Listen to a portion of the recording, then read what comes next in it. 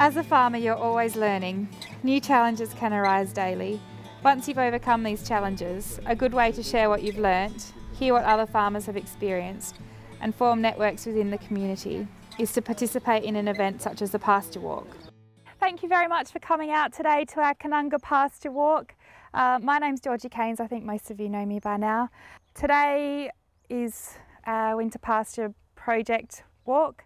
The project is sponsored by the Adelaide and Mount Lofty NRM Board Sustainable Industry Grant.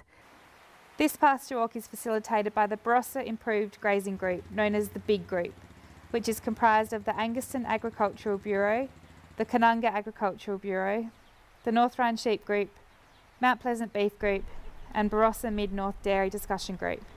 The walk will take us to 4 properties from each of those industries represented. I'm Brett Nixke. I'm the co-facilitator for the Winter Pastures project here in the Barossa. The aim of the project is to increase the capacity of growers to ensure that their productive pastures are produced, their winter pastures are actually produced.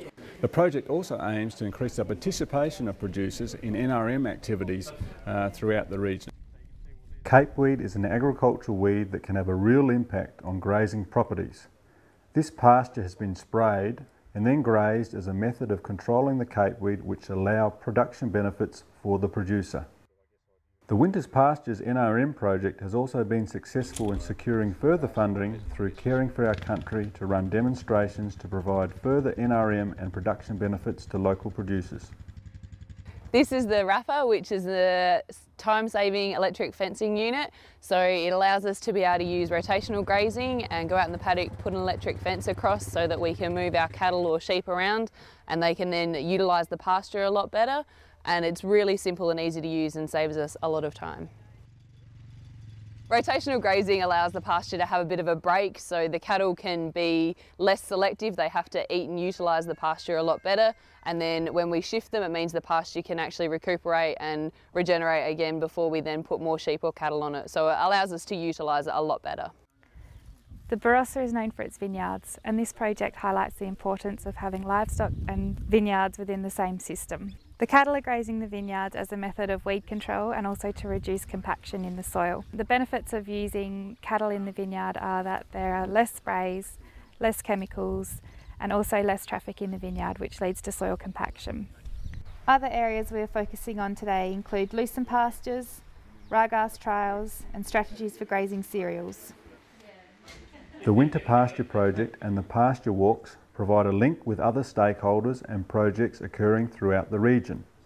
It also enables for networks to form and directing farmers to local businesses, contractors and consultants to assist in their pasture management. Carl, how do you think today went? Today was fantastic. I learned a lot of new stuff and got to interact with a few different people that are doing some interesting stuff within the region. So it was fantastic. Great. We were really happy to host today's pasture walk. It means we can share what we're doing on our farm and we can also get some tips from other farms and see what they're doing, and it's a really good experience for us.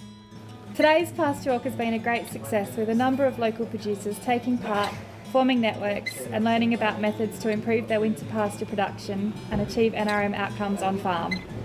We'll definitely be holding these pasture walks again in the future. Please contact the Adelaide Mount Lofty Rangers NRM board or your local land care facilitator.